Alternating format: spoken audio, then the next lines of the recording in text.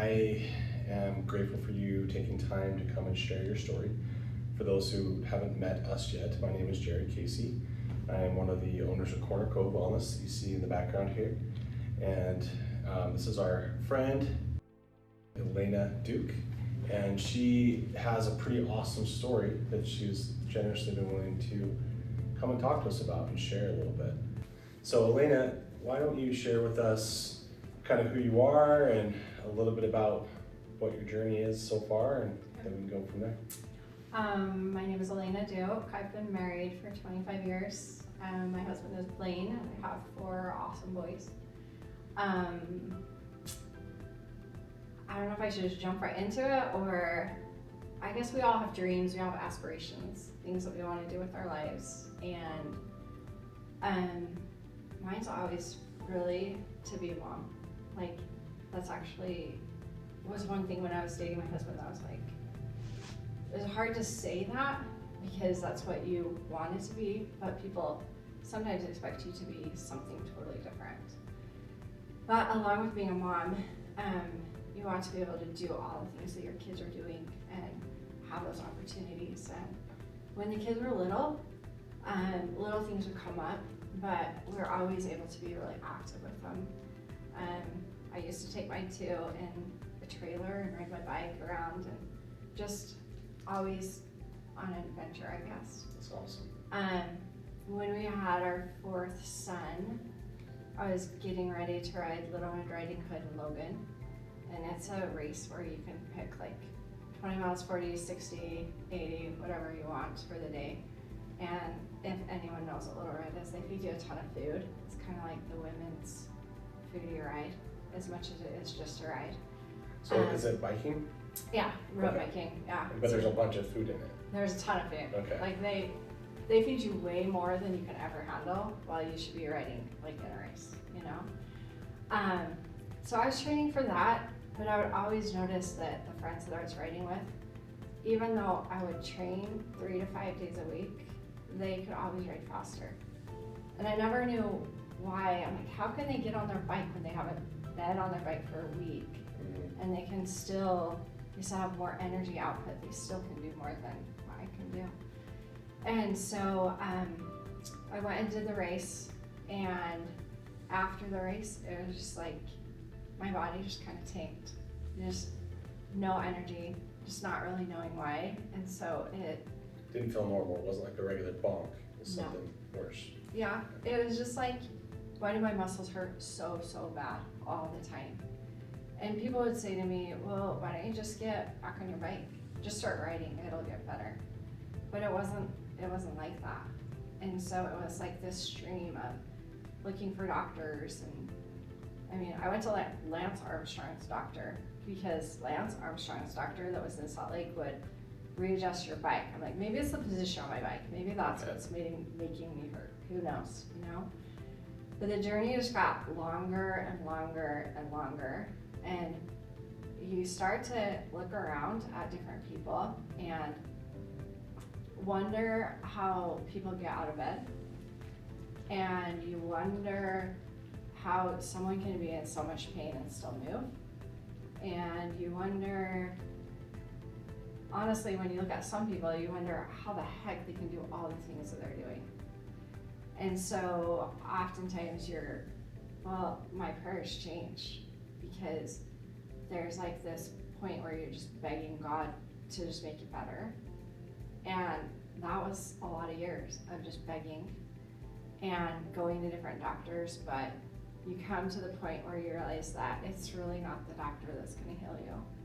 Like, you can wait for that doctor's appointment for 3 months, 5 months, whatever it may be, and walk into that doctor's office, but that day, he's not going to get you better. It's what you decide to do with the information that he gives you, and what you decide to take from it, and what you decide to act on, I guess. And so we went through life, like the kids grew up. My oldest, he mopped the floor for 11 years straight. Even as when he was a teenager, he'd say, Mom, is it okay if I mop the floor at 11? And he would every week literally come home and mop the floor for me. And everyone carried the laundry baskets. if we went on a trip, everyone carried the backpacks and the luggage. So, I mean, I would make it so that we'd all make it to the airport or make it on our trip, but everyone would carry all my stuff so that we could conserve my energy. And so when I think about it with my kids and with my husband, it kind of turns into this dance of like, how are we going to make this work so that our family can still function? And, you know, what are we going to do so that mom's still comfortable and can be mom, but that we can still do things as a family?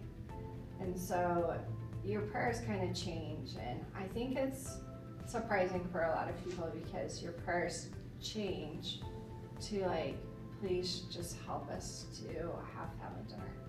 Like if I can just have family dinner on the table, then everything else kind of gets pushed out of the wayside, but you just start doing the really important things, I would say. And so, you know, my oldest would mop the floor, but each kid had their responsibilities, had the things that they had to do, that they needed to do to help me out. How did that affect your mental health, seeing that your kids had to jump in so much? Did that change your perspective throughout that time? When it comes to my mental health, when it comes to like... Because your stated goal, I want to be a mom, and then I feel like, I'm assuming that you're feeling a little bit like that's not hitting when all these kids are doing some of these other tasks. It's funny because there's a part of you that feels guilty because you don't, because I truly needed them to do that. But then you want to be able to go do basketball. You want to be able to go take everyone to baseball games. You want to be able to go do just the normal things of life. And so a lot of times just getting in a car to go get things done is a monumental task to some people. Sure. But to someone that doesn't have health challenges, it's just a different mindset because they've never been challenged to be in that space where you have to decide what your activities are going to be for the day and how you're going to accomplish that. If you jump forward, and I've had so many people come to me that have said, your son said that he could do this because of what you went through. Wow. And like when my boys went on their missions, like I know they would say, I went on my mission, I know I could do it because you had done hard things. And you see that a lot of the things that were stressful or maybe could cause depression for me were like huge triumphs for them and huge answers to what they needed so that they could grow up to be the people they need to be. So in one way, you look at it as, in the moment, maybe it feels very, very taxing, but you look kind of back and your kids have been able to look at it in a reflective way. They helped make me who I am today. Yeah. Being part of that shared family experience. Yeah. Like I'm so super grateful because looking at it now, they needed that. And just like we all have our experiences in our lifetimes, when you look back, like God sends you on a path for a reason. And sometimes that path is your whole life. And I mean, I still feel like I'm on a path, right? And health-wise, things are so much better. And it's amazing. Like life is amazing. And I'm so grateful for the body's ability to heal. God just made the most amazing bodies. And He blessed us with the opportunity and ability to make choices and decisions that create healing in our bodies. So I hear you talk about the path, and in terms of like a health path would look like, sometimes we think like I'll only be happy when I feel better, or I'll only be happy when things kind of line up for me. But when you're on a path, how do you measure your happiness? Is it on only good days, bad days? How's that been in your experience? And maybe it was different throughout time. Right. When you're so hyper-focused on getting better, that's not a path. It's not a journey. It's kind of depressing. It's not anything, you know? To me, it's not Limbo, anything. kind of limbo or purgatory. Yeah, it kind of, yeah, it is. It is, because you're always begging and pleading for something that you don't have. And so when you have the opportunity to focus on what you do have and how you can expand that and make it better, it changes your whole perspective on life. So shifting to an acceptance focus of, this is what I do have. I can be grateful for this. In mental health language, one of the things we say around that is radical acceptance. So bringing back that good word, radical. Yeah. Radically accept things as they are so you can live your life. Yeah. People get really stuck when they can't accept. There's this paradigm around people who get injured when they have like a really bad injury, like a paralyzation.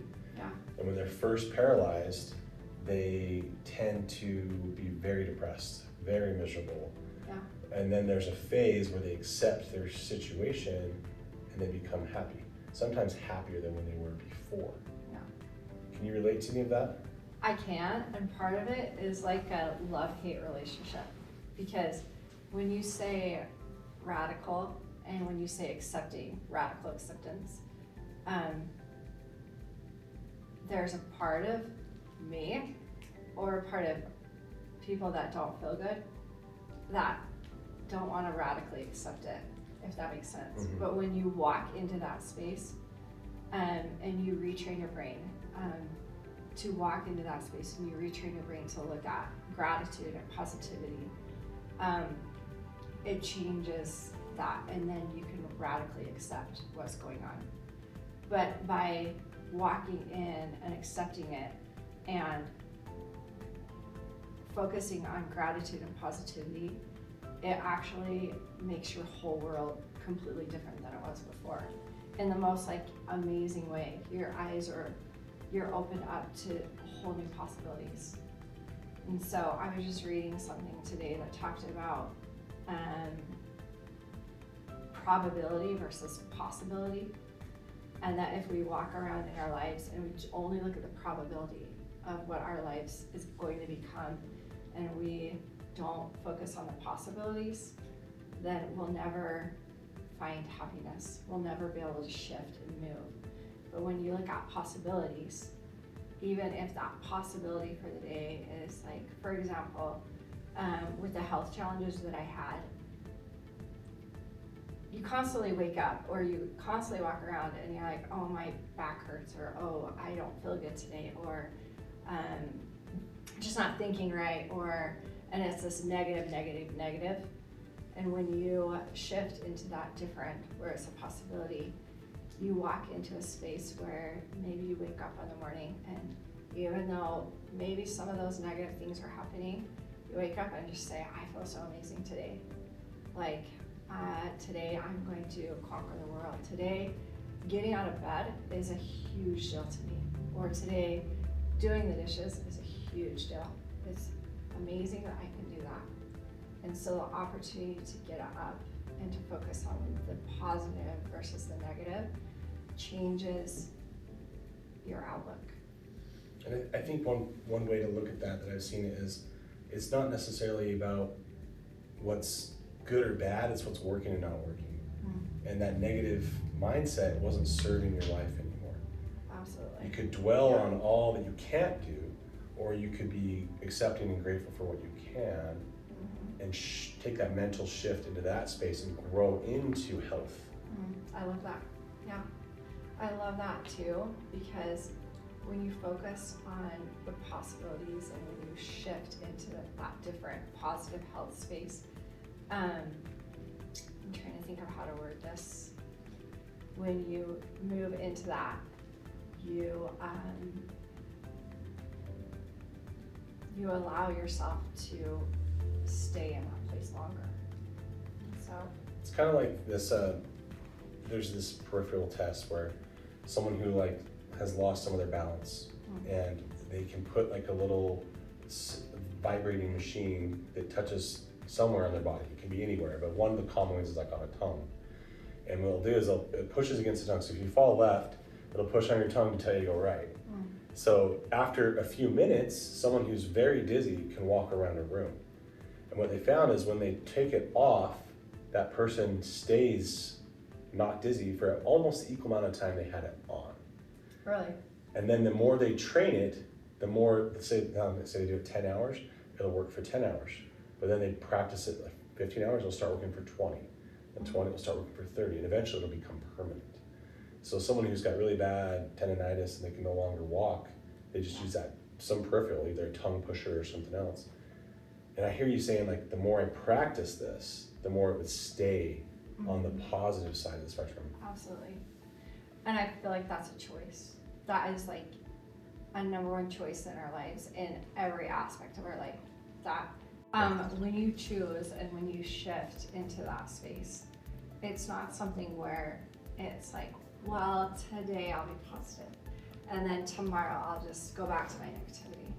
It's not something where, well, I'll be positive for an hour, but then I'm going to go back into that negativity.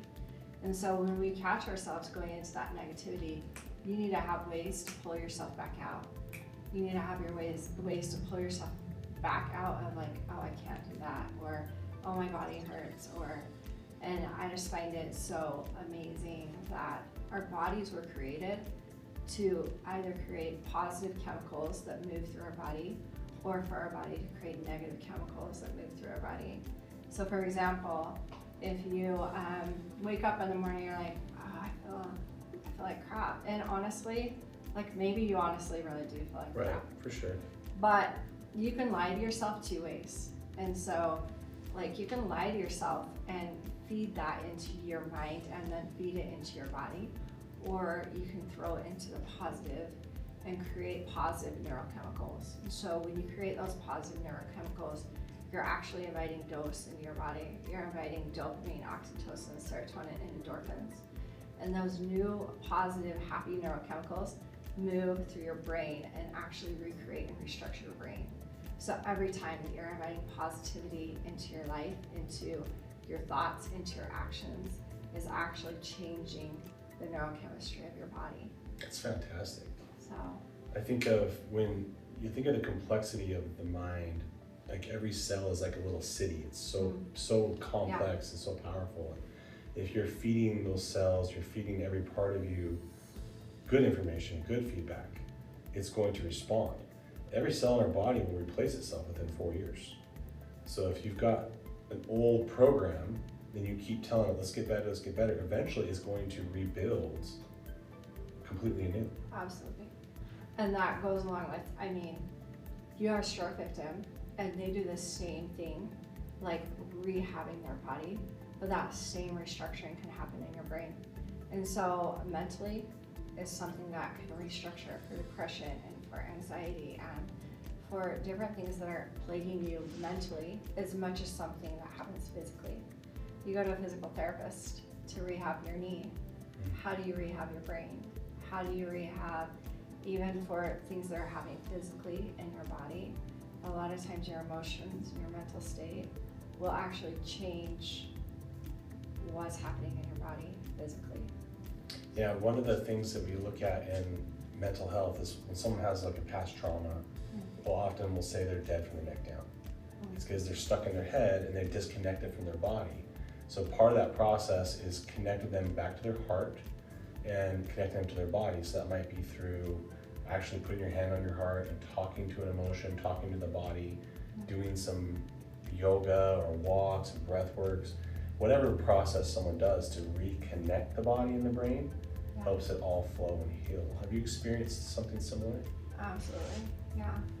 And I mean, we are at Corner Cove Wellness and you do a lot of different things. So this is a yoga studio right here, right? And detoxing and neurofeedback as well. So there are a lot of different ways to do that. But it was interesting because as I went through my health journey, I used a program called DNRS, or Dynamic Neural Retraining System, which is retrainthebrain.com. And that allowed me to work on my brain. But as things have moved forward, I had the opportunity to just be introduced to yoga at first. And there were a lot of years there when I just thought if I could just keep my body honestly really, really still, If I just didn't move, then maybe something wouldn't kink or something wouldn't, So rough. something wouldn't like break down, you know? And so if I just stayed like this, then everything would be fine. And so as we, so even people would say, you should do yoga. I'm like, no, like really, I'm not gonna sit for that long. Like that's a little too much just to sit there or to do things slow. I'm not gonna do that. And so, but then I ended up starting doing yoga. And when I first got into it, it was like, how are these people even moving this way? And in the brain retrain, I've learned a lot about moving my breath and just breathing slower. I think when you don't feel good, I mean, I would think I need to breathe. And it was like you just don't know. You don't know the beauty of like one breath and just the beauty of like stopping for a minute to take a breath. And so when you realize how simple that is and that it's free, that it's just such a blessing. And so I started going to a yoga studio here. It's in Mountain Green called Restore, Christ-centered yoga practice with Sid Bond. And she introduced me to just breathing and the opportunity to move with the asanas. At first I'm like, what? Like downward dog is not restorative, but it is supposed to be restorative, but that is not like a restorative pose at first. And just even the opportunity to go into a child's pose and the opportunity to stay there. If that's where you're at, and if that's where you need to stay, then stay there. You don't need to do anything else except for breathe. And so as I was introduced into it more, you just have those times when you're like, God made our bodies to move. Like we, in all senses of the word, should not be just dormant and just doing nothing. And I say this to my boys just as much as other people. He didn't mean for us to be on phones all the time. He didn't mean for us to be in our own little space. He doesn't mean for us to stay in a dark room all day.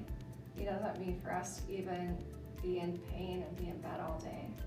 And that's okay if that's your reality, but the opportunity to connect with people, even if you're connecting with people that are coming to you when you're in that state and can't get out of it, is so important to have those connections with people and community and everything else. And so just yoga, the opportunity to start in yoga and then to do yoga training has been amazing, because it's taught me that through breath and through movement, we can actually heal and restore just like we can mentally. And if we start just mentally in our minds using positivity and moving into that area, then we can move on to something else. I love that you started your yoga practice with be still. Practicing stillness, recalibrating to a frequency of healing. Yeah. And sometimes like we get too stuck in the sick, we're stuck in the busy, we're stuck in the stress, that we can't just calm it down. Because there's a fight. Because, and I shouldn't just say in Western society, or I don't think it's just Western society, I think it's just people in general. If you can just be so busy all the time, even when I didn't feel good, and you look around and it's like people have basketball practice and they have dance practice and their daughter's in the play and all these different things. That is beautiful and amazing if you can still find stillness in it. And if you can connect with your family, with the people that mean the most to you, then great. But that fight was for me, even when I'm training better, I'm like, no, I'm gonna go try this, I'm gonna try this, I'm gonna try this. But I know that God really wants us to be still. He wants us to like focus on breathing. He wants us to focus on the people that are around us and see how we can help the people around us. Yeah, I think there's an ideal life where you keep your eyes up and you can see the needs. I feel like it was Mr. Rogers, he talked about how if you're ever in a time of struggle, look for the helpers. And you find helpers everywhere. And if you're ever not in a time of struggle, be the helper. And that's the mentality that God really wants us to have. And we share that together, and that's how we create those healing moments with others as well as ourselves. Yeah. And I think that stillness and being able to connect with the helpers and when you need to help other people is just God's way of pulling us together so that we're aware of what other people need. I want to go a little bit back on a couple of things. One was the practice of choosing to be in a positive mindset, even when you don't feel good. I used to run a chronic pain group of people who came together who they couldn't take the pain medications anymore. They were too damaging, too many side effects, yet they wanted to still live. So the core teachings of that group was breathing, mindfulness, and there was one thing that really stood out in there, and we kind of coined it the and principle. It's wherever you have a but in your life, you take it out and put an and. So an example would be, I really want to go with my friends to the movies, but I feel sick. So you just rewrite that sentence. I really want to go with my friends to the movies, and I feel sick. And the only difference is you do it. Because you can do both. You can do both. You can do both, yeah. Just like you can do both when, I mean, I use this as a just common example because it's a lot of people in the world, right? Like, oh, my back hurts. Like, I can't do that because my back hurts, or, and. Have you ever heard someone say, oh, my aching back? Yes. Stop saying that. Settle it down a little. You don't want to bring that in. No, let's not invite that into our mindset here. No, and it's true, you know? And could we change that to, my back is amazing, it's done so many things today. And I'm going to go to the movies with my friends. I love that reframe. You know? And so as you reframe things into a positive state, it changes like what you can do with your life too. And so I get it. Like, I guess your back can hurt or whatever, but you can also walk into it and just realize that maybe your back hurts, but maybe you shift it to like, oh, I feel so good today, and name all the parts of your body that feel good. Because like, if that's the one thing, then you're doing actually really, really well, you know?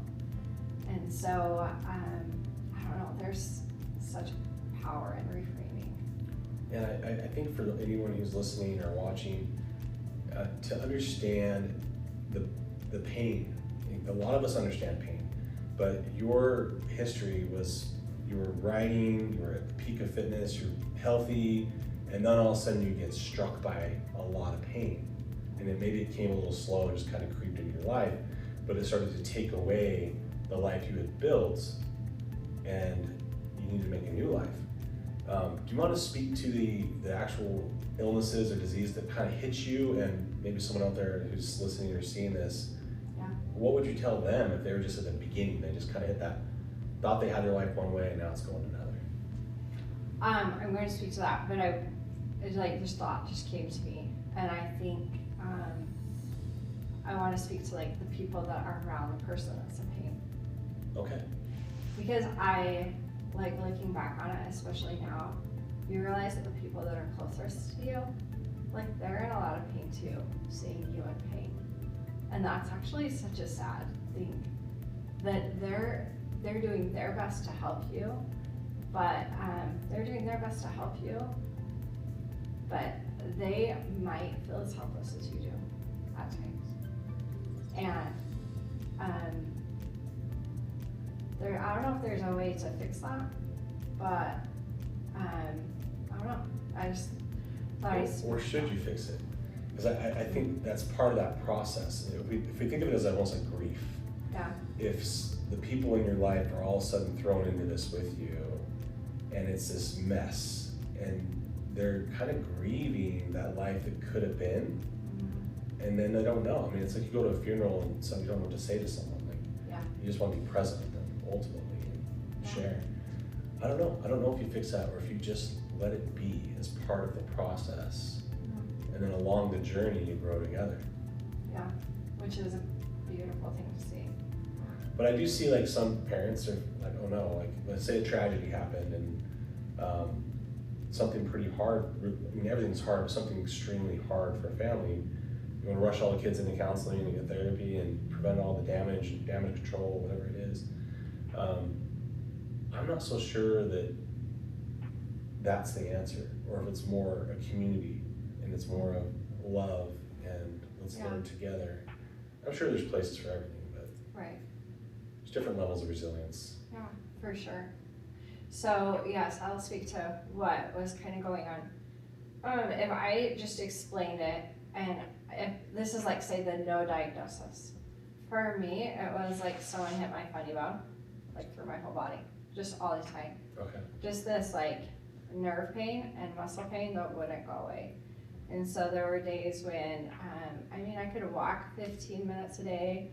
I have always honestly believed in, regardless of how you feel, you need to get up and you need to go for the day. I know that's maybe not possible for everyone, but I can only spend so much time. I can only spend so much time in bed because that's just as mentally depressing as it is to get up and move with pain. And so as I went along, probably after 25, 30 doctors, who knows how many there were, and I was diagnosed with Lyme disease, mold disease, and just multiple viruses that were kind of just hitting my body all at once.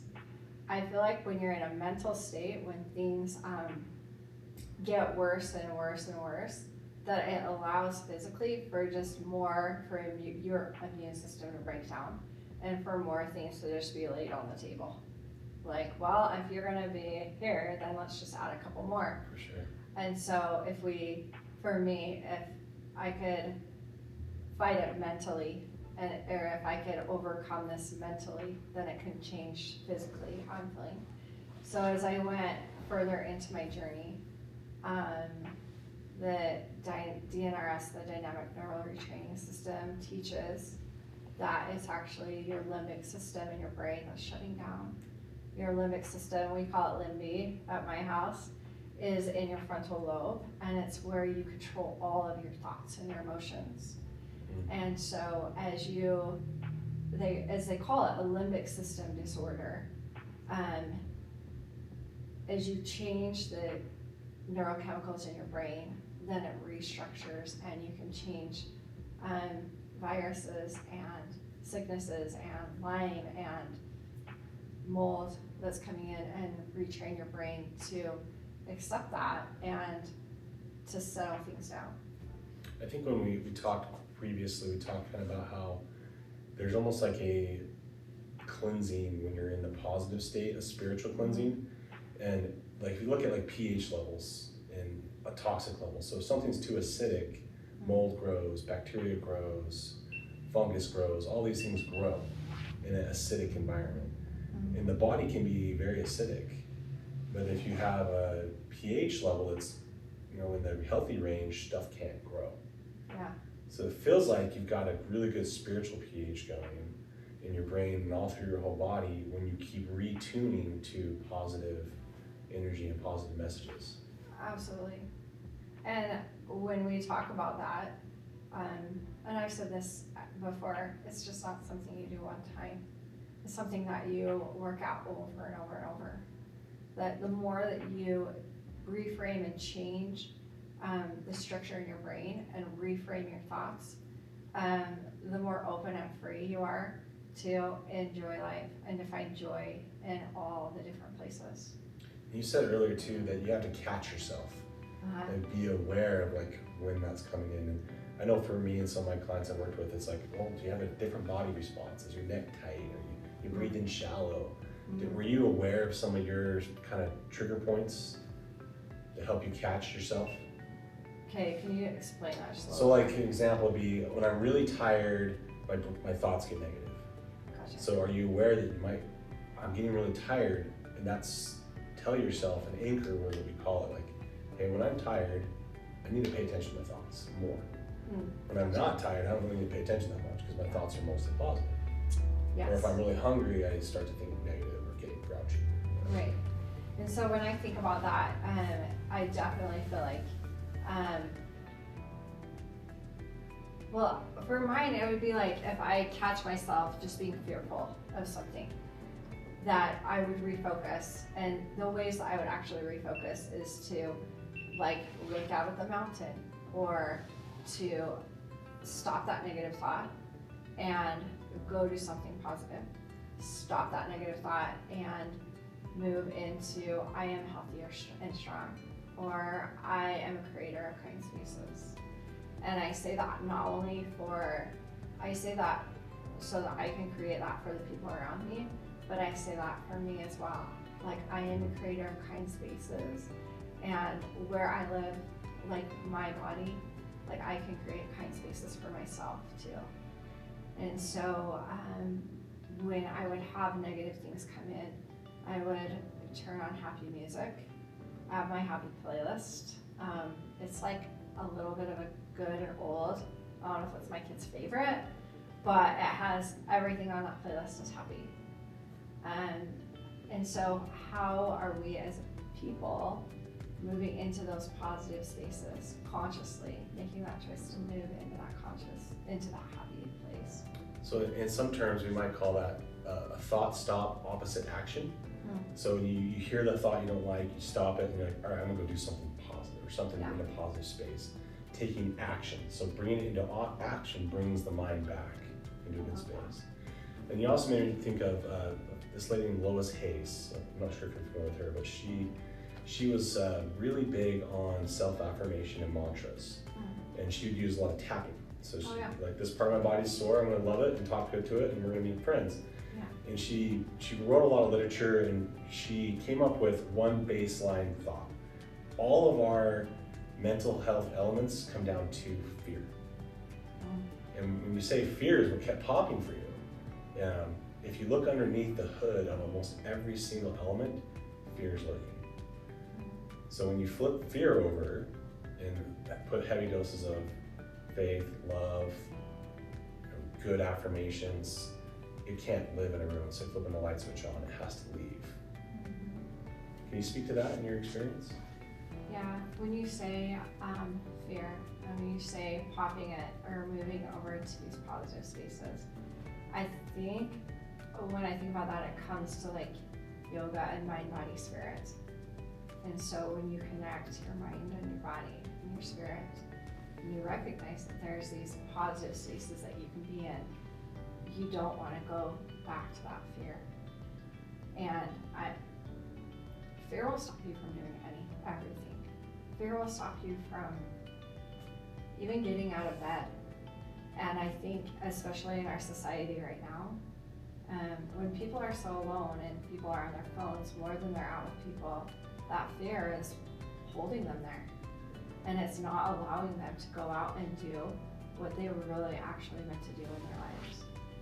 And so I definitely feel like moving into those positive spaces and focusing on a higher power, realizing that we're here for a reason.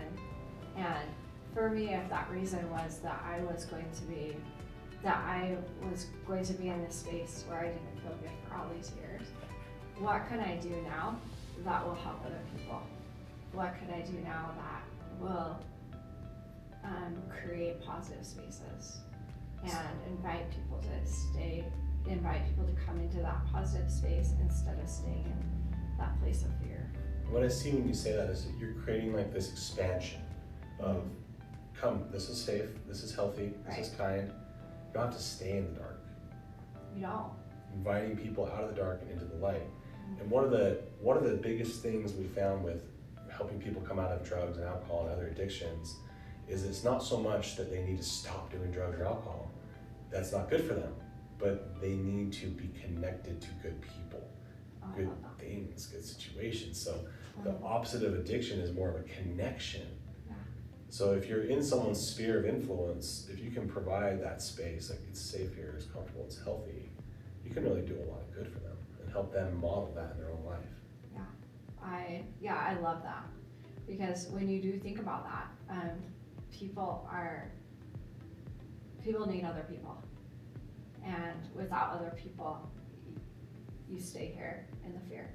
And when you find people, you find that positivity, you find that joy, and you find even the opportunity to accept other people for who they are, and not be in this space where you want to change people, but that you respect them and see them for the amazing people that they are becoming. I love that perspective. One of my favorite counselors I've ever met, Maggie, I'm throwing a shout out to Maggie, she's awesome. She says that she looks at people and she sees like a toddler or a kindergartner. Like she just sees this happy little soul inside that body. And when she speaks to them, she's seeing them as the light and love of their inner child. And that helps her speak to their great potential. Yeah. And when we put judgments on people, or we try to hold them to a certain standard, or whatever our standard is, we can only see so far. Yeah. We limit our vision to our judgment length. So we peel back our judgments and we just love and accept them as they are. Now we're on a co-journey with them. We're not taking their journey, we're with them. Yes. And we may not personally want to do the things they do or see the things they see or be like them, but we can still share an experience with anyone. And when you say that, I truly think about yourself. Like when you're on a co-journey with yourself, what is that co-journey? What does that co-journey look like?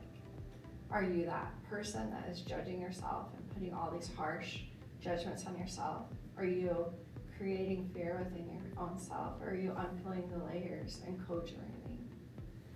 And I see that co-journey with God, and other people will see it in a different way. They might see it with divinity, they might see it with just nature, they might see it in different ways. But when you co-journey and peel off the layers and come to a place where you're not judging yourself and accepting yourself for where you're at, and then walking with divinity, the possibilities are endless, and it changes who you'll become throughout your life, whether it be with addictions or whether it be with depression and anxiety or past traumas. When you pull yourself out and peel off the layers and not judge yourself, it's a completely different journey. I think of how we get in these patterns where we're not even wanting to look inside ourselves. Absolutely. I'll fix you. I'll work on you. You don't work on me though. Yeah. And switching that mindset to the greatest journey is the journey within. You know, we are multitudes. There's so much inside us. There's a universe inside us. But we have to be willing to go to some scary places, to look at some things we haven't looked at in a while, unpeel some of those layers, open some boxes that have been on the shelf for a long time, and maybe we reframe them now. We can look at things differently. I was having a discussion with one of my sons that he had a pretty traumatic teenage experience, and I just said, hey, that was your perspective as a teenager. Now that you're basically an adult, can you look back at it with a different view? And I don't know if you heard me, but I'm hoping that all of us can do that we can go back and relook at experiences. Maybe this time we look at it with a co-journey of God's eyes. Well, what was God helping me figure out in that moment in my life? Yeah. Or what was there I just missed because I was so worried about the problem that I couldn't see the angels around me? Yeah. And I love that because even when it comes to retraining your brain, when you go back to those past experiences, with the program that I did, when you go back to those experiences, honestly, I mean, I have some amazing childhood experiences or things I can look at in the past that are awesome that I could draw on. But as you retrain, some people don't have anything. And so if you don't have anything, create what you needed to remember and needed to feel, or create that happy memory for the past, or reframe it, make it what it needs to be. Ironically, when we look at memory research, people's memories are actually pretty bad. Like we remember things the way we kind of want to remember them.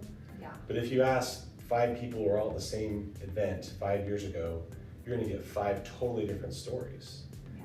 However, our present is made from our past and our future is made from our present. So if we train ourselves, all right, maybe yesterday wasn't so good, but tonight before I go to bed, I'm gonna rethink about the day and I'm gonna imagine it as if it went the way I wanted it. I'm gonna talk to myself as if things went as well as I wanted. I'm gonna put a lot of gratitude around it because I can see the pieces of my day that did go right. Right. Then you go to sleep with that mindset and you wake up and you're actually, if you look at brain research, you'll remember your past more positively. Mm-hmm. And you'll carry that into your present and into Yeah. your future. Well, and even having a gratitude journal, you know? And that gratitude journal could be like, I got out of bed today. And if that was your accomplishment, then fabulous. Make that your accomplishment. You know, maybe that was your accomplishment yesterday, but today you have 5 amazing things that you did. But if that was your one thing, then be grateful for the one thing. And I think for people to get there, they have to let go of measuring themselves against other people, or even measuring against themselves before they had an event. So, you know, healthy me would never have struggled to get out of bed, like you said. But that measuring, there's a quote that says, comparison is the thief of joy. So if you want to experience life, you kind of stop comparing. And just because someone else is doing really well at something, or your past self did really well at something, doesn't make you any less today. Yeah. What can you do today to be proud of yourself and talk positive to yourself? Like you said earlier, like, hey, my back, you've done so much good work today. Thank you for everything you've done. Yeah. I know you're a little bit tired, but thank you so much. Yeah. Let's go to bed and get some sleep. Let's get some rest. We'll start Yeah. fresh tomorrow. Yeah, absolutely. And I think about that too because as we focus on the good and as we focus on all those different blessings, it just, I don't know, changes our perspective. I totally forgot what I was going to say. No, but you're right on line. Like your perspective is so valuable. And I think some people might be listening or watching, they might be in a different mindset. You know, they might be in the middle of their pain. And we know a lot of people today with their distractions, they kind of isolate, they get lonely, or they get stuck in these mindsets that are not positive. And some of them are hurting themselves. Some of them are even trying to kill themselves. And that, I think, is an adversarial message that there's no hope for you, so just turn off the lights. And that's a really tragic, sad ending. And what is all this pain for if you can't go through it and learn from it and share that light on the other side? When I'm here with you, I feel the other side. You've got so much light, so much energy, so much positive love. But someone else might be on the other side of that tunnel and be like, she's not real. That's not realistic. I can never be like her. And to be honest, like sitting in this seat right now, and even what you say about pain, how can you, like, if I'm like, there's so many years of sitting in pain and being in that space that, I mean, there were times when I just look at my husband and I think I'm gonna die because it's so much pain. And people, I don't know how many people in this world understand that, but I think people can understand that. Like, I understand that physically. I wasn't saying that I was gonna go kill myself. And I know how hard it was for my husband to actually hear that, for me to say that, because what's he supposed to say to that? Right. But at the same time, I wasn't saying I was gonna go kill myself, but it just was so much pain that you think you might die. And then you wake up in the morning, you're like, oh, I woke up again. I guess it's still there, but I woke up, you know? And I guess I'm gonna get up and I'm gonna start moving again and I'm gonna start going. But when you walk through it, right now, there are a lot of things that really don't matter to me. I really don't compare myself to other people. I don't care about that stuff because there's so many things in life and there's like what I've been through is so personal to me that I don't have time to compare to what someone's doing. It's great that someone went on an amazing trip and it's great that someone has like this opportunity or that opportunity, but I'm so sure of who I am because of the experiences I've had. And that if someone can come from that space of being in so much pain and make a conscious choice to move into another space, they're going to be all the better and all the more confident for who they became because they went through that. And so if we choose, and when you're in a mental state to take your own life or to stay in a dark space, God and divinity are waiting for you to come out so that you can teach other people like how to come back into that positive and happy state. But God and divinity do not want you to stay there. And so regardless of whether your pain is for a year or 2 years or for me 12 years, like he doesn't want you staying there. So the opportunity for you to choose to come out of it and move to that other space is exactly where you need to be. And maybe being in pain is exactly where you need to be right now, but he's waiting for you to keep making choices to pull out of it. Yeah, I hear you saying, God loves you, and divinity loves you so much, it will let you feel the pain. You may learn from the pain and hopefully choose to walk through the door to the light. There's this analogy of the prisoner is closest to the prison guard. There's a gate between them, but they're so close. And oftentimes it's that relationship is so close that the prisoner is just as much in pain as the prison guard. They're just different prisons. And when you start to respect and honor the relationship you have with your pain, you can open the gate of your prison and step out. That guard is there ready to open the door, but you are the one who keeps the door locked until you're ready to step out of it. And there's adversarial voices, there's media voices, there's messages out there that tell you got to stay in your cell. You're not allowed out, you're not good enough, you're whatever that narrative is. But when you start attuning to positivity, light, love, letting go of fear, the door's wide open. And I love what you say because those people and those angels are so close to you.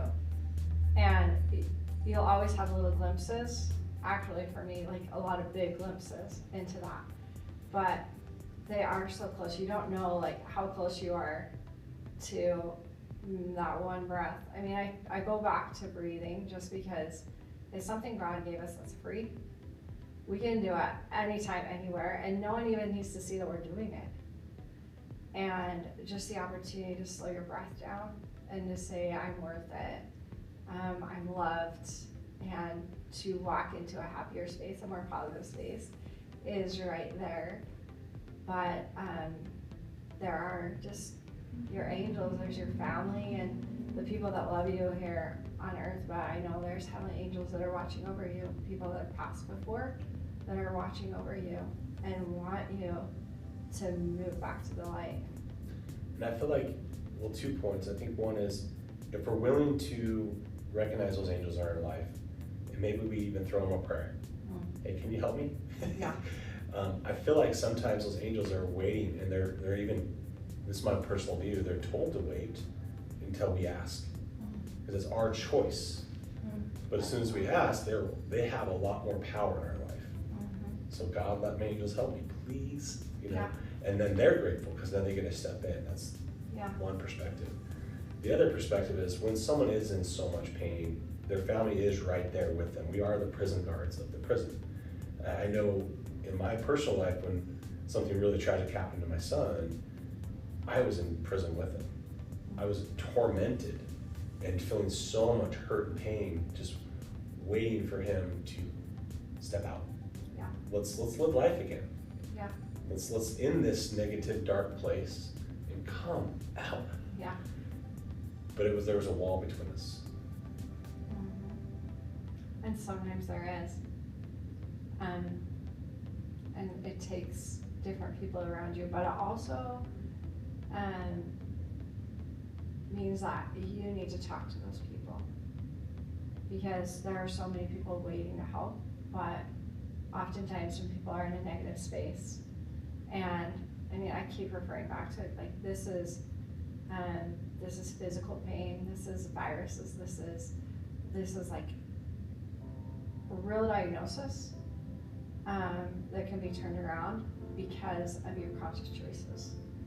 And but oftentimes you have to go, you need to be the one that expresses and asks for even just a little bit of help, you know, because I think oftentimes when we're in these spaces, you don't realize, you kind of think you're the only one, and you may be the only one that has that specific thing, but that doesn't mean you're the only one that's ever visited pain. And so asking for that help, even just a little bit, can break down some of those walls and help other people understand what you're going through. I can imagine that's really difficult to do, and I know personally I've had my pride will spike. I need help, but I'm not asking for directions. Like, yeah, why would I do that? Like, why would I do that? Like, then I'll be vulnerable and look, like maybe I'll look foolish. But yeah. What I'm hearing you say is that there's a point where you grow through all that. You're like, you know what, cut all the crap. I'm just gonna live my life as best I can. I'm gonna bring kindness and love. I'm gonna be doing this co-journey with my divinity and God. And that's all I need. I don't need anything else. I don't care about all your judgments or all your other stuff. So as we move into these higher calling frequencies of light, you access a greater ability to live a more joyful, peaceful life. Absolutely. And yeah, it's just, even just the opportunity to sit back and, I mean, I remember when I was first starting getting better and we'd go on trips and I just sit there and look at the clouds, which sounds like so boring, but it's not. Like the creations that are out there, just being able to look out of the car and be able to appreciate what God's given you, the moving clouds and the blue sky. And I love rivers and lakes and waterfalls and oceans. And I love the sound of that. And there's a beauty in what God's given us. And there's so much out there to appreciate, you know? Even just, I mean, I talk about nature, but you talk about your family and about the people that are closest to you, and just the opportunity to appreciate their personalities and their talents and their gifts, and to be able to express that, and to be able to, even another way to pull yourself out of that negativity is to compliment the people around you. To be able to sit back and see other people and recognize, oh my gosh, you have a full-on gift, a full-on talent for that. And to recognize other people's talents pulls you out of that place of negativity as well. You know, there's this feeling I've had, and I've expressed this with some of my clients in the past, is if you ever feel a desire to express appreciation or gratitude, don't hold back. Yeah. If you're holding back, it's your pride getting in the way or your own self-perceived misconceptions. But you never know who needs that today. And it's something that's genuine, should never be held back. You need to give that to people in your life, and anyone. So send that text, make that phone call, write that note. Don't hold it back. Yeah. And the more you do that, the easier it is to do it. Because I think there's a lot of times that even you're pulled back into a negative space, or the adversary kind of talks to you and like, oh, don't do that. That's kind of dumb. You know, maybe you shouldn't say that, but maybe don't embarrass yourself. Yeah. Maybe they don't think the same way or don't care. Absolutely. And that's when you actually really need to pull yourself back out and be like, no, I'm not listening today. Like, thank you, but I'm going to move back into this place of kindness. I love how you said thank you. That's one of my favorite mind tricks with those adversarial voices. Is they give you a lot of feedback. It's usually not very positive. Yeah. But you can say, hey, thanks for the feedback. I'll take that because it shows me an area that I need to work harder. Yeah. Or I need to put more energy in. Yeah. Our growth comes in that area, those spaces of uncomfortable. Absolutely. But if we stay content or stay small, our gifts and talents can't spread and help anyone. Yeah, they can't. And I think that's the biggest challenge about being in that space, is that there's such a focus on how you're feeling and the pain and the everything and the whatever, that your brain doesn't have any space to be over here. because it's so caught up in everything that's right here. And a lot of it is just lies. A lot of it is just pulling yourself back to the space. Now, I say that, and it's like, I realized even when I was doing the brainer training, that, I mean, we wish that there was like sunshine and like sunflowers like everywhere we went, Right. but it's not always gonna be like that. But that's part of choosing joy, is to like go back and be like, well, maybe today's not what I wanted it to be. Life will never be perfect, but to go back and to appreciate, and to go back and refocus, and to go back and choose and move back into the light. I like that perspective, because I think if I didn't know you a little bit and I hadn't seen your story or heard your story, I think, well, she's just so happy. She's just like the happiest person ever. She got so much joy. How could she ever have a bad day, right? And I'm sure that's not true. But what I do hear you saying is your circumstances shouldn't determine how you feel about yourself. No. It shouldn't determine your joy and your happiness. Anybody can have horrible circumstances and horrible things go wrong, but they don't have to change how you feel about you. Would that be accurate? Yeah, it's totally accurate. And I think when you're going through some of those things, you have to choose your besties. You have to have some people that you can kind of bounce ideas off and like be able to be like, hey, like I'm in this space, help me, you know, get out of this space. And at the same time, it's like life will never be exactly what you wanted it to be. And I think that was like a lot of the grieving process of not feeling well for so long, is that grieving process of like, well, I was like this, and I should be able to come back to this.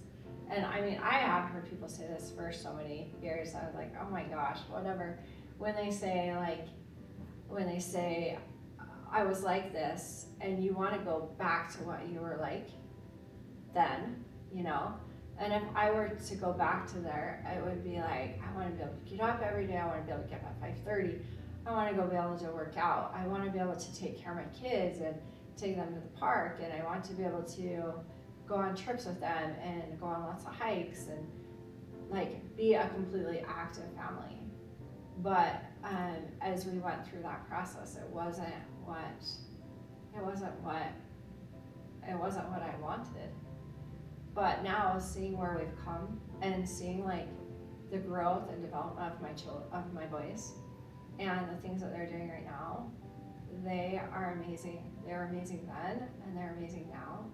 And it's these experiences that shape us and form us. But does God want you to stay in that space? No. And I mean, yeah, you could look at me and go, oh my gosh, like even when I was going through it, there were people that didn't know. Right. There were people that, I mean, even my neighbor, like we're out talking, she goes, oh my gosh, I have this friend and she's so sick and she can't dance anymore. She can't teach at the ballet studio.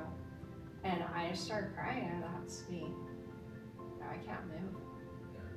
But if people see you out on your walk, they don't know if you went 15 minutes. I knew I went 15 minutes, and I didn't like that. Mm-hmm. But they didn't know that I went 15 minutes, you know?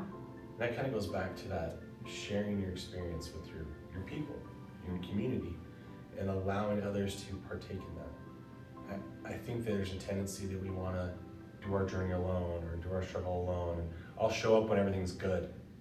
And that's part of the missing piece that the people in our lives need. They want to celebrate the win too. They want to see you grow, and because they've been there through the hard stuff too. Well, I'm not gonna lie, I wanted to show up like that for 12 years. Everybody does. You want to show up like that. Yeah. And then you look back, and just because of the neurological and muscular challenges that I had, people don't know this about me, but I didn't type on a computer for 12 years. I would type maybe like 5 or 6 keystrokes, but if something needed to be done, my kids would actually do it. They signed all their papers for school, and I had one cute friend, like I love family memory books, and she would come over like once a month and she'd help me create my family memory book for the year. She's a clicker, and I tell her where to go to find my pictures and stuff. and we create these books together. And one day she goes, I don't think I've really done anything to help you. And I go, I don't think you know, like, you don't even know how much of a blessing you are to like do this for me. And it was like 2 or 3 hours out of her month that she would come help me create these books. And she's so super patient, because I'd always forget my password and take us 20 minutes and just to get into it and stuff. But it's like now, I mean, like we moved to Mountain Green 5 years ago, and so she's in Keysville, but it's like, hey, guess what? I can type on my computer now. Hey, guess what? You know, I can do this now.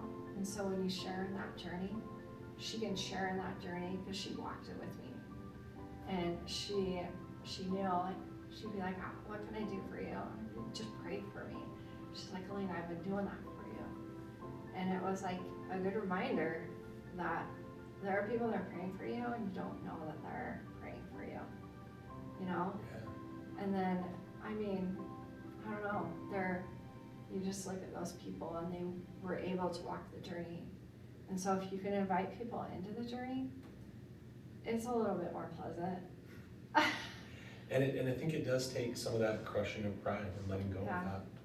Because you don't get to show up on 12 years on the stage and say, hey, I kicked everyone's butt by myself and I did this all. And I don't know, I think of your friend that she's sitting there thinking, I don't think I did enough for you. I didn't.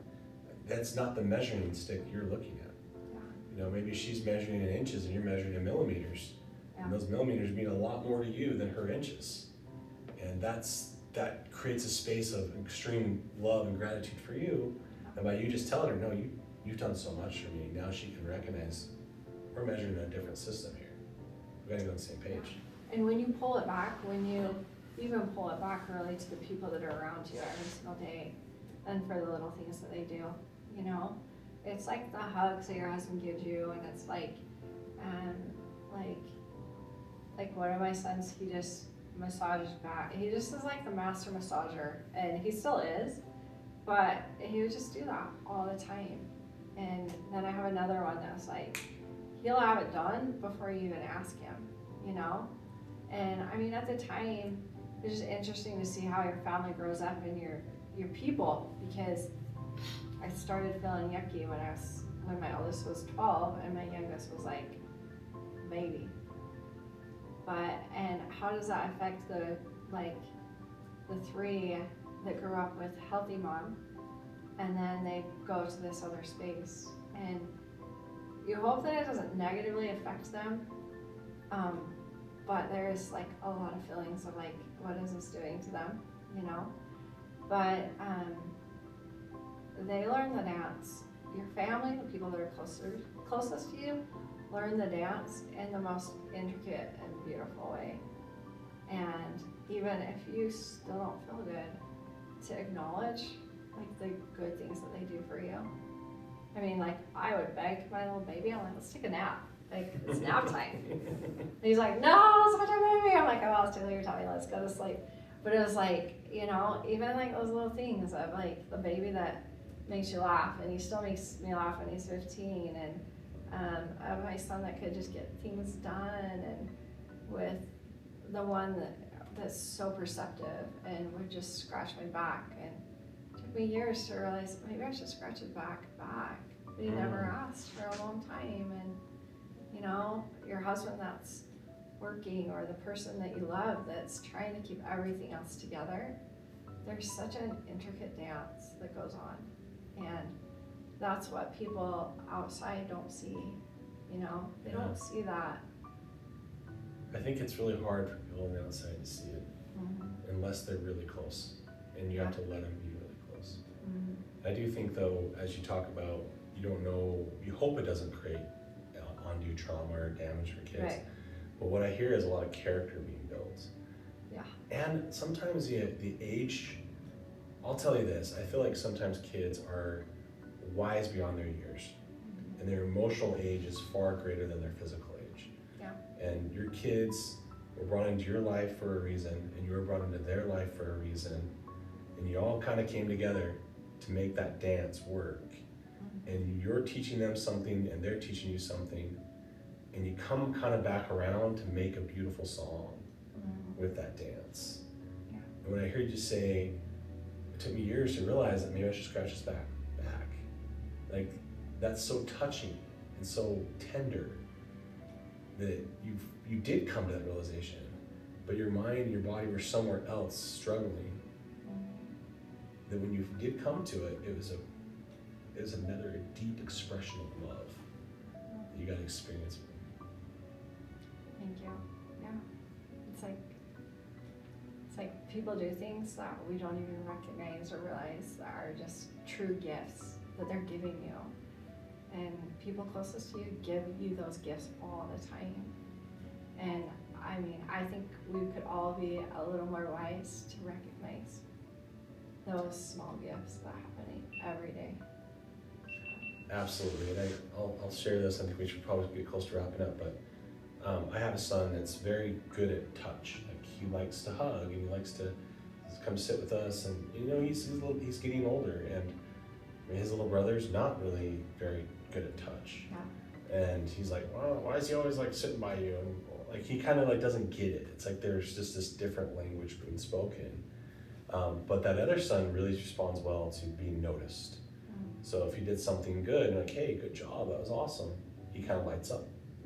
And just being aware of like, all right, what are my people in my circle, what are their love languages? Yeah. Because they're gonna usually express their love language in the way they wanna be loved, and I'll express mine in the way I wanna be loved. And sometimes you just miss, because maybe you don't care so much about touch, and he does. And maybe you really care about being, you know, quality acts of service. Someone mopped the floor for you. Yeah. And that child is all about acts of service. Yeah. So you just don't know until you open your eyes and become more aware. And that's part of that giving back to the system, the family, the friends, creating that kindness light. And I would assume that your big bubble is really good to be around. And your kids know they're loved. And your husband knows he's loved. Because you project it, a big bubble. I hope so. You walk in here, it feels good, fire's on. I'm like, well, I have all boys, so you never, I don't know. Well, you're gonna have daughter-in-laws someday. I know I have one. And I bet you're gonna have a great relationship with them. I love her, she's amazing, yeah. I'm gonna be a grandma in July. All right, Yeah. exciting. Yeah, so, especially the boys, I don't know, I just like go hang on them. I love you. They're like, Mom, stop touching me. I love you. They're like, eh. Well, let's kind of take it home. Any key points or things that you want to make sure are shared that we didn't touch on or want to highlight? That's a good question. I don't know if there is. I don't know. I think just as a take home really is I don't know, I'm grateful to spend this time with you. I think that when people that are struggling have the opportunity to share their story, it opens it up for other people to have the opportunity to do the same. And it may not be in this setting, but it may just be with a close friend. And it may just be with a spouse or a loved one so that they know what you're going through. And so I'm just grateful to share this space with you. And I honestly hope that by sharing my story, that others will go search for where their light is. And their journey is not going to be the same as mine. Even the besties that have had some of those same things I have, our healing journey has been completely different, and we've needed different things. But I hope by sharing that others will go look, because the one thing that I truly believe, I believe through the whole entire thing, is that God doesn't intend for you to be sick. And maybe you carry a disease your whole life, but He doesn't intend for you to be sick and in the dark. He intends for you to be in a space where there's light and love, and where you can feel joy and peace. And it's not going to be perfect. Your health may not be perfect. Some people are. Like, I just met someone on the ski slope that's 84, and he skis with his buddies that are 92 and 94. I'm like, holy cow. And some people do that their whole life. That's Right. great for them. Like their journey is different, but it doesn't matter where other people are at. It just matters that wherever you're at, that you're in a space of happiness and joy, and that you can find that. And I feel the love in the message of, even if you are sick, bring yourself into the light, connect to higher frequencies, joy, love, hope. Let go of the things that are holding you back. And if you are still sick, at least you're going to be in a higher plane where you don't have to feel like crap, like at least spiritually. Yeah. And there's hope for many people who stay on that path long enough. They're going to come out of that tunnel and at least have a measure of increase. You may not get all the way better. You may not get to where you're skiing with your buddies at 84 and 90. But you're going to experience your time on earth with more joy. Absolutely. And when your ticket's punched, at least you can say, I did my best, I worked really hard, and I grew closer to my God, or whatever that looks like. Yeah, absolutely. So one last thing I wanted to say is, when you told me your story the first time, I was so grateful to hear it. And one of the reasons is, first of all, you're very, very positive, you have very good light and very good energy. And Lyme disease and mold are really, really difficult things that if you look at them, the greater medical community is like, sorry, good luck, here's a ton of pills and a lot of misery and a lot of like bad days ahead. And it made me think of a good friend of mine that she has been recently diagnosed with Lyme disease. And I hope she listens to this and watches this. But she generally is a very positive person, a very big giver. Her heart's on a sleeve. She helps everyone and anyone she can. And since her diagnosis, it's just gone underground. And that's my perspective, and I'm not in her inner circle, so I can't speak to that. But I'm hoping that when she's ready, she can know there's so much light and so much love, and that the pain will pass to a degree, and a measure of peace can come back to her. Do you have anything you would say to her if she happens to listen and watch this? I know that when you invite positivity, when you just say positivity, it makes it sound so simple and so easy. Yeah. But it's a lot of work. Like, if you're gonna choose it, like, you're gonna have to choose it over and over and over all day long. But I just hope that she could see that by inviting that positivity, that you really are changing the neurochemicals in your body. And that you can come to a space where you're not in that kind of pain anymore.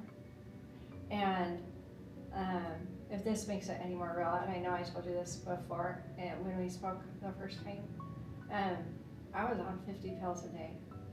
So No one would know that you're just like pulling out all these pills. And like when we went on vacation, it was like a full-on bag of like, here you go, this is it. And people don't know that, because if I walk out, I'm gonna get dressed. Most of the time, I'm gonna be dressed. I'm gonna take a shower. When people come to my house, I keep it pretty clean. There are certain things I do